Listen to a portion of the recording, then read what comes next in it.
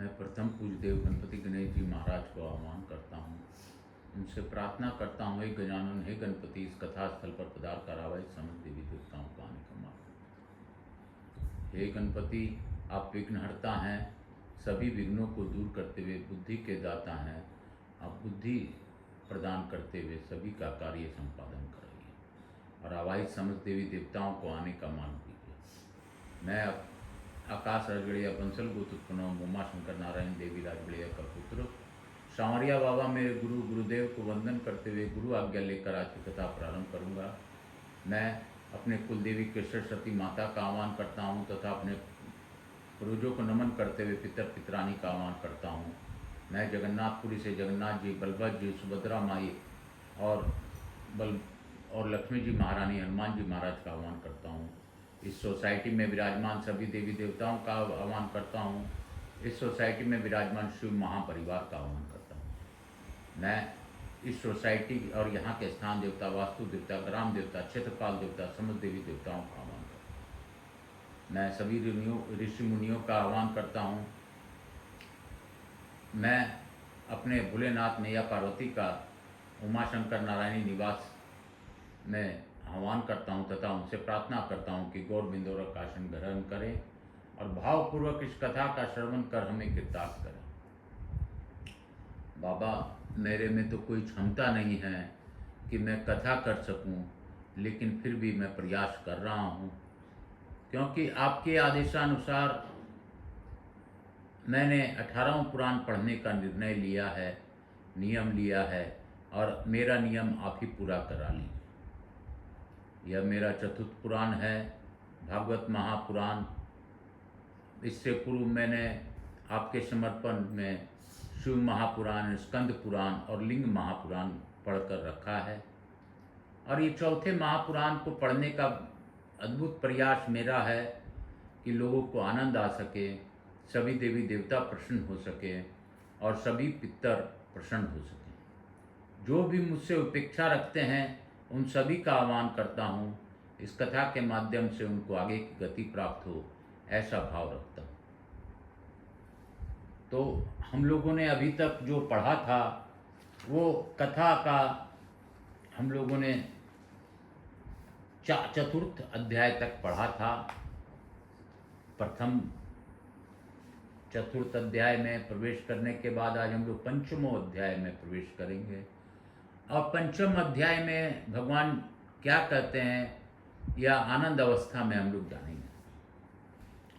सूत जी कहते हैं, सोनक जी, पिता के वन चले जाने पर एक दिन धुंधकारी ने अपने माता को बहुत पीटा और कहा, बता धन कहाँ रखा है, नहीं तो अभी तेरी लुआठी जलती लकड़ी से खबर लूँगा।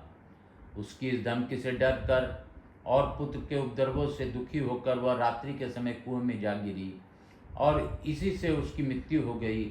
योगनिष्ठ गोकर्ण जी तीर्थ यात्रा के लिए निकल गए।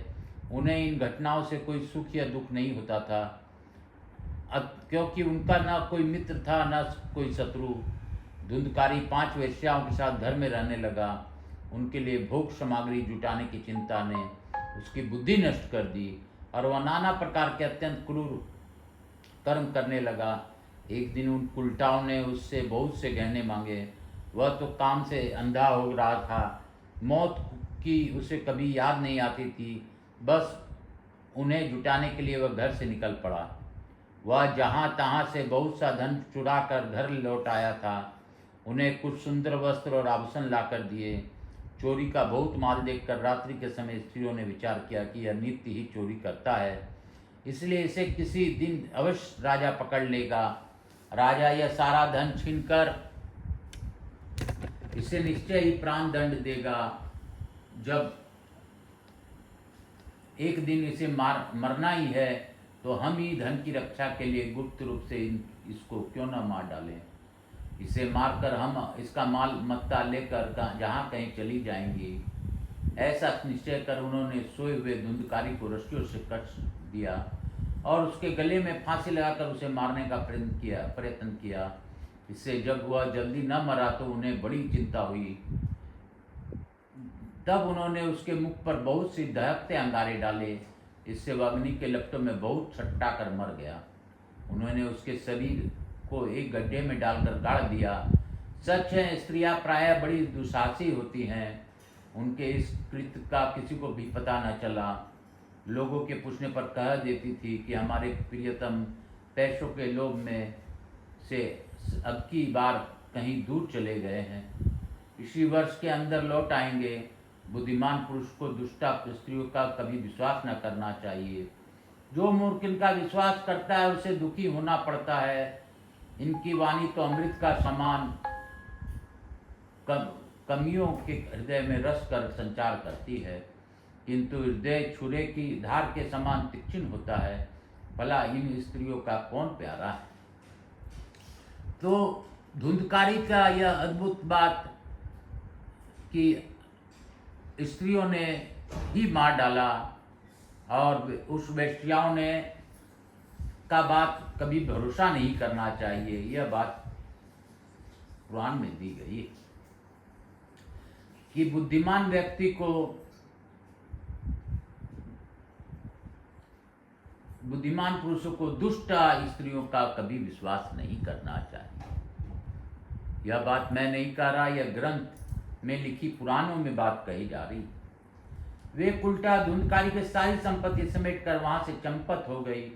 उनके ऐसे न जाने कितने पति थे और धुंधकारी अपने कुकर्मों के कारण भयंकर प्रेत हुआ। बवंडर के रूप में सर्वदा दसों दिशाओं में भटकता रहता था तथा शीत धाम से संतप्त और भूख प्यास से व्याकुल होने के कारण हा देव चिल्लाता रहता था, परंतु उसे कहीं भी कोई आश्रम न मिला।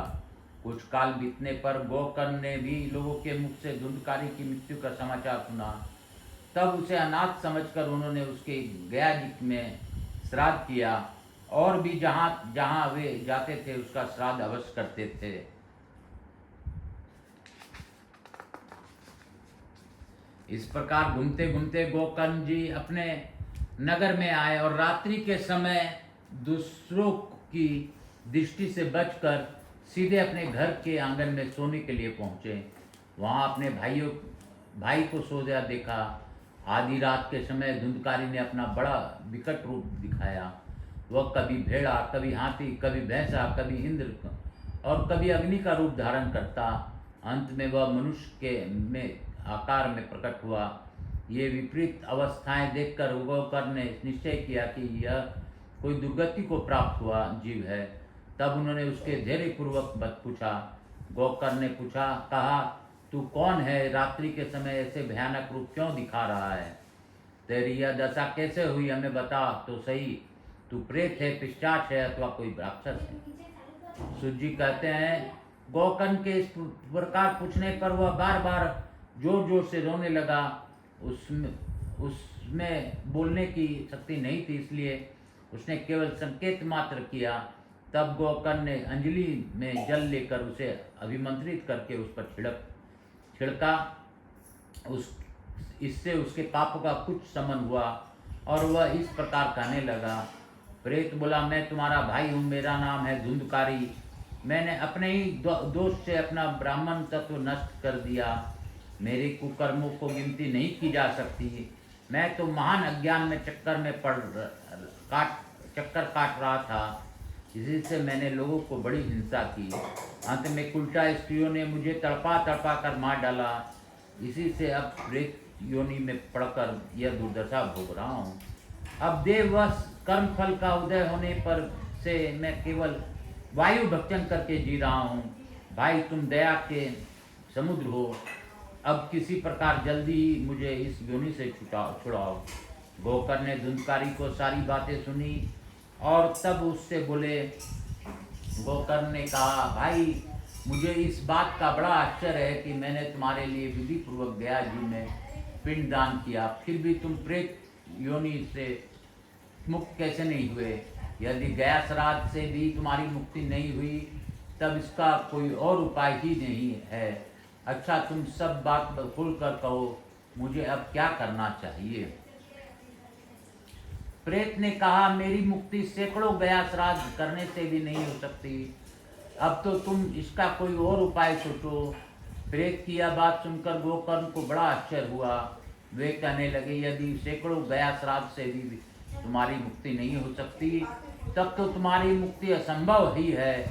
अच्छा, अभी तो तुम निर्भय होकर अपने स्थान पर रहो, मैं विचार करके तुम्हारी मुक्ति के लिए कोई दूसरा उपाय करूँगा। बोलो गोकर्ण महाराज की जय। गोकर्ण की आज्ञा पाकर धुंधकारी वहां से अपने स्थान पर चला गया। इधर गोकर्ण ने रात भर विचार किया, तब भी उन्हें कोई उपाय नहीं सूझा। प्रातःकाल उनको आया देख लोग प्रेम से उनसे मिलने आए। तब गोकर्ण ने रात में जो कुछ जिस प्रकार हुआ था वह सब उन्हें सुना दिया। उनमें जो लोग विद्वान, योगनिष्ठ, ज्ञानी और वेदज्ञ थे, उन्होंने भी अनेकों शास्त्रों का उलट पुलट कर देखा, तो भी उनकी मुक्ति का कोई उपाय न मिला। तब सबने यही निश्चय किया कि इस विषय में सूर्य नारायण जी जो आज्ञा करें वही करना चाहिए। अतः गोकर्ण ने तपोबल से सूर्य की गति को रोक दिया। उन्होंने स्तुति की, भगवान आप सारे संसार के साक्षी हैं, मैं आपको नमस्कार करता हूँ, आप मुझे कृपा करके धुंधकारी की मुक्ति का साधन बताइए। गोकर्ण की यह प्रार्थना सुनकर सूर्यदेव ने दूर से ही स्पष्ट शब्दों में कहा, श्रीमद् भागवत से मुक्ति हो सकती है, इसलिए तुम इसका सप्ताह पारायण करो। सूर्य का यह धर्ममय वचन वहां सभी ने सुना। तब सबने यही कहा कि प्रयत्न पूर्वक यही करो, यही करो। हे भी यह साधन बहुत सरल। अतः गोकर्ण जी भी तदनुसार निश्चय करके कथा सुनने के लिए तैयार हो गए। देश और गांवों से अनेकों लोग कथा सुनने के लिए आए। बहुत से लंगड़े, लूले, अंधे, बूढ़े और मंदबुद्धि पुरुष भी अपने पापों का निवृत्ति के उद्देश्य से वहां आ पहुंचे। इस प्रकार वहां इतनी भीड़ हो गई कि उसे देखकर देवताओं को भी आश्चर्य होता था। तब गोकर्ण जी व्यास गद्दी पर बैठकर कथा कहने लगे। तब वह प्रेत भी वहां आ पहुंचा और इधर उधर बैठने के लिए स्थान ढूंढने लगा। इतने में उसकी दृष्टि एक सीधे रखे हुए 7 गांठ के बांस पर पड़ी। उसी के नीचे के छिद्र में घुसकर वह कथा सुनने के लिए बैठ गया। वायु रूप होने के कारण वह बाहर कहीं बैठ नहीं सकता था, इसलिए बांस में घुस गया। बोलो शंकर भगवान की जय। बोलो मेरे जगन्नाथ महाप्रभु की जय। गोकर्ण जी एक वैष्णव ब्राह्मण को मुख्य श्रोता बनाया और प्रथम स्कंद से ही स्पष्ट स्वर में कथा सुनानी आरंभ कर दी। सायंकाल में जब कथा को विश्राम दिया गया, तब एक बड़ी विचित्र बात हुई। वहां सभासदों के देखते देखते उस बांस की एक गांठ तड़ तड़ शब्द करती फट गई। इसी प्रकार दूसरे दिन सायंकाल में दूसरी गांठ फटी और तीसरे दिन उसी समय तीसरी। इस प्रकार 7 दिनों में 7 गांठों को फोड़कर धुंधकारी 12 स्कंदों के सुनने से पवित्र होकर प्रेत योनि से मुक्त हो गया और दिव्य रूप धारण करके सबके सामने प्रकट हुआ। उसके का मेघ के समान श्याम शरीर, पीताम्बर और तुलसी की मालाओं से सुशोभित तथा सिर पर मनोहर मुकुट और कानों में कमनीय कुंडल झिलमिला रहे थे। उसने तुरंत अपने भाई गोकर्ण को प्रणाम करके कहा, भाई तुमने कृपा करके मुझे प्रेत योनि की यातनाओं से मुक्त कर दिया। यह प्रेत पीड़ा का नाश करने वाली श्रीमद् भागवत की कथा धन्य है तथा श्री कृष्ण जी चंद्र के धाम की प्राप्ति कराने वाला इसका सप्ताह पारायण भी धन्य है। जब सप्ताह श्रवण का योग लगता है तब सब पाप थर्रा उठते हैं कि अब यह भागवत कथा जल्दी हमारे अंत कर देगी। जिस प्रकार आग गीली, सूखी, छोटी बड़ी सब तरह की लकड़ियों को जला डालती है, उसी प्रकार यह सप्ताह श्रवण मन, वचन और कर्म द्वारा किए हुए नए पुराने छोटे बड़े सभी प्रकार के पापों को भस्म कर देता है। विद्वानों ने देवताओं की सभा में कहा है कि जो लोग इस भारतवर्ष में श्रीमद् भागवत की कथा नहीं सुनते उनका जन्म वृथा ही है। भला मोह पूर्वक लालन पालन करके यदि इस अनित्य शरीर को हिष्ट पुष्ट और बलवान भी बना लिया तो भी श्रीमद् भागवत की कथा सुने बिना इससे क्या लाभ हुआ। अस्थियां ही इस शरीर में आधार स्तंभ है। नस नाड़ी रूप रस्सियों से यह बंधा हुआ है। ऊपर से इस पर मांस और रक्त थोपकर इसे चर्म से मढ़ दिया गया है। इसके प्रत्येक अंग में दुर्गंध आती है, क्योंकि हेत तो यह मलमूत्र का भांड ही वृद्धावस्था और शोक के कारण यह परिणाम में दुखमय ही है। रोगों का तो घर ही ठहरा, यह निरंतर किसी न किसी कामना से पीड़ित रहता है। कभी इसकी तृप्ति नहीं होती। इसे धारण किए जाना भी एक भार ही है। इसके रोम रोम में दोष भरे हुए हैं। नष्ट होने से इसे एक क्षण भी नहीं लगता। अंत में यदि इसे गाड़ दिया जाता है तो इसके कीड़े बन जाते हैं। कोई पशु खा जाता है तो यह विष्ठा हो जाता है, और अग्नि में जला दिया जाता है तो भस्म की ढेरी हो जाता है। ये तीन ही इसकी गतियाँ बताई गई है। ऐसे अस्थिर शरीर से मनुष्य अविनाशी फल देने वाला काम क्यों नहीं बना लेता। जो अन्न प्रातः काल पकाया जाता है वह सायंकाल तक बिगड़ जाता है। फिर उसी के रस से पुष्ट हुए शरीर को नित्यता कैसी।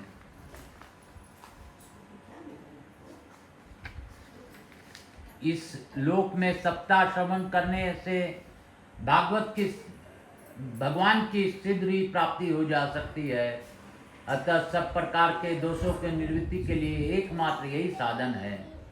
जो लोग भागवत की कथा से वंचित हैं वे तो जल में बुदबुदे और जीवों के मच्छरों के समान केवल मरने के लिए ही पैदा होते हैं।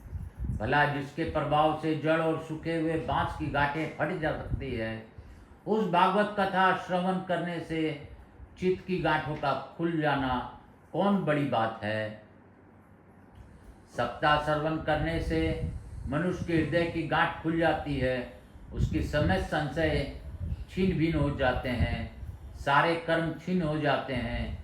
यह भागवत रूप तीर्थ संसार के कीचड़ को धोने में बड़ा ही पटु है।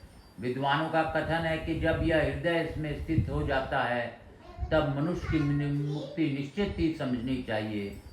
जिस समय धुंधकारी ये सब बातें कह रहा था, जिसके लिए बैकुंठवासी पार्षदों के सहित एक विमान उतरा, उससे सब और मंडलाकार प्रकाश फैल रहा था। सब लोगों के सामने ही धुंधकारी उस विमान पर चढ़ गया। तब उस विमान पर आए हुए पार्षदों को देखकर उनसे गोकर्ण ने यह बात कही। गोकर्ण ने पूछा, भगवान के प्रिय पार्षदों, यहाँ हमारे अनेकों शुद्ध हृदय श्रोतागण हैं। उन सब के लिए आप लोग एक साथ बहुत से विमान क्यों नहीं लाए। हम देखते हैं कि यहाँ सभी ने समान रूप से कथा सुनी है, फिर फल में इस प्रकार का भेद क्यों हुआ, यह बताइए। भगवान के सेवकों ने कहा, हे मानद, इस फल भेद का कारण इनको श्रवण का भेद ही है। यह ठीक है कि श्रवण तो सबने समान रूप से ही किया है, किंतु इसके जैसा मनन नहीं किया। इसी से एक साथ भजन करने पर भी इसके फल में भेद रहा। इस प्रेत ने 7 दिनों तक निराहार रहकर श्रवण किया था तथा सुने हुए विषय का स्थिर चित्त से यह खूब मनन निधि अध्ययन भी करता रहता था। जो ज्ञान दृढ़ नहीं होता वह व्यर्थ हो जाता है। इसी प्रकार ध्यान न देने से, श्रवण का, संदेश से, मंत्र का और चित्त के इधर उधर भटकते रहने से जप का कोई फल नहीं होता। वैष्णवहीन देश अपात्र को कराया हुआ श्राद्ध का भोजन, अक्षोत्रियों को दिया हुआ दान एवं आचारहीन कुल, इन सब का नाश हो जाता है। गुरु वचनों में विश्वास, दीनता का भाव, मन के दोषों पर विजय और कथा में चित्त की एकाग्रता इत्यादि नियमों का यदि पालन किया जाए तो श्रवण का यथार्थ फल मिलता है। यदि ये श्रोता फिर से श्रीमद् भगवत की कथा सुने तो निश्चय ही सबको वैकुंठ की प्राप्ति होगी। और गोकर्ण जी आपको तो भगवान स्वयं आकर गोलोक धाम में ले जाएंगे। यों कहकर वे सब पार्षद हरि कीर्तन करने से वैकुंठ लोक को चले गए। श्रावण मास में गोकर्ण जी ने फिर उसी प्रकार सप्ताह कर्म से कथा कही और उन श्रोताओं ने उसे फिर सुना। नारद जी इस कथा के समाप्ति पर जो कुछ हुआ वह सुनिए। वहाँ भक्तों से भरे हुए विमानों के साथ भगवान प्रकट हुए। सब ओर से खूब जय जयकार और नमस्कार की ध्वनियाँ होने लगी। भगवान स्वयं हर्षित होकर अपने पांचजन्य संघ की ध्वनि करने लगे और उन्हें गोकर्ण को हृदय से लगाकर अपने ही समान बना लिया। उन्होंने क्षण भर में ही अन्य सभी श्रोताओं को भी मेघ के समान श्याम वन रेशमी पीताम्बरधारी तथा किरीट और कुंडलादि से विभूषित कर दिया। उस गांव में कुत्ते और चंडाल प्रयत्न जितने भी जीव थे वे सभी गोकर्ण जी की कृपा से विमानों पर चढ़ा लिए गए। यहाँ योगी जन जाते हैं, उस श्रीमद् भगवत धाम में वे भेज दिए गए। इस प्रकार भक्तवत्सल भगवान श्री कृष्ण कथा श्रवण से प्रसन्न होकर गोकर्ण जी को साथ ले अपने ग्वाला बालों के साथ प्रिय गोलोक धाम में चले गए। पूर्व काल में जैसे अयोध्यावासी भगवान श्री राम के साथ साकेत धाम सिधारे थे, उसी प्रकार भगवान श्री कृष्ण उन सबको योगी दुर्लभ गोलोक धाम में ले गए, जिस लोक में सूर्य चंद्रमा और सिद्धों को भी कभी गति नहीं हो सकती। उसमें वे श्रीमद् भागवत श्रवण करने से चले गए। नारद जी सप्ताह यज्ञ के द्वारा कथा श्रवण करने से जैसे उज्जवल फल संचित होता है, उसके विषय में हम आपसे क्या कहें। अजी जिन्होंने अपने कर्णकूट से गोकर्ण जी की कथा के एक अक्षर का भी पान किया था, वे फिर माता के गर्भ में नहीं आए। जिस गति के को लोग वायु जल या पत्ते खाकर शरीर सुखाने से बहुत काल तक घोर तपस्या करने से और योगाभ्यास से भी नहीं पा सकते, उसे भी सप्ताह श्रवण से सहज ही प्राप्त कर लेते हैं। इस परम पवित्र इतिहास का पाठ चित्रकूट पर विराजमान मुनीश्वर सांडिल्य भी ब्रह्मानंद में मग्न होकर करते रहते हैं। यह कथा बड़ी विचित्र है, एक बार के श्रवण से ही समस्त पाप राशि को भस्म कर देती है। यदि इसका श्राद्ध के समय पाठ किया जाए तो इससे पितृगण को बड़ी तृप्ति होती है और नित्य पाठ करने से मोक्ष की प्राप्ति होती है। इति श्री पद्म पुराणे उत्तरखंडे श्रीमद् भगवत महात्म्ये गोकर्ण मोक्ष वर्णनम नाम पंचमोध्याय। इस प्रकार 5वें अध्याय को हम लोग आज पूर्ण किए और मैं यही कहूँगा कि भगवान जी की असीम अनुकंपा है कि हम लोग पर भावपूर्वक उन्होंने इस कथा के लिए श्रीमद् भागवत महापुराण के लिए हमको अवसर दिया। नहीं तो हमारे में क्या क्षमता है कि हम कथा सुन सके, सुना सके और देख सकें और हम इस कथा का श्रवण कर सकें। भगवान भोलेनाथ सबकी कृपा दृष्टि बनाए रखें। इस कथा को हम लोग आज की कथा को यहीं पे विराम देंगे और बाबा से यही कहेंगे कि बाबा जो मुझसे भूल हुई उसे क्षमा कीजिएगा। मैं सर्वप्रथम गणेश जी महाराज, लक्ष्मी जी महाराज, रिद्धि सिद्धि शुभ लाभ कुबेर जी महाराज से धन्यवाद देते हुए उनसे आग्रह करता हूँ कि आप इस कथा सुनने का लाभ सभी को प्रदान कर हमारे यहाँ चिरकाल तक अस्थायी रूप से निवास करें। आवाहिक समस्त देवी देवताओं को धन्यवाद देता हूँ तथा उनसे प्रार्थना करता हूँ कि सभी को आशीर्वाद प्रदान कर अपने स्थान को गमन करें। पुनः बुलाने पर पदार्थ कर रहा हूँ। मैं भागवत महापुराण की भावपूर्वक लघु आरती करता हुआ कपूर गौरम कर्णावतारम संसार सारम भुजंगारम सदा वसंतम हृदयारविंदे भम भवानी सहितम नमामि। आज की कथा को यहीं पे विराम देता हूँ और अपने भोलेनाथ मैया पार्वती से यही कहूँगा कि आप पुनः सभी का ध्यान रखते हुए विश्व का कल्याण कीजिए। जो इस कथा का श्रवण करे उन्हें सुनने का लाभ दीजिए। जो इस कथा का प्रचार प्रसार करे उनके दुखों में उनका साथ दीजिए। काल हरा दुख हरा दारिद हरा कष्ट हरा हर हर महादेव। ज़्यादा से ज़्यादा सब्सक्राइब बनाइए, यही एक विनती है। आगे आपकी इच्छा, प्रभु सेवा तो मैं करूँगा और करता ही रहूँगा। काल हरा दुख हरा दारिद हरा कष्ट हरा हर हर महादेव।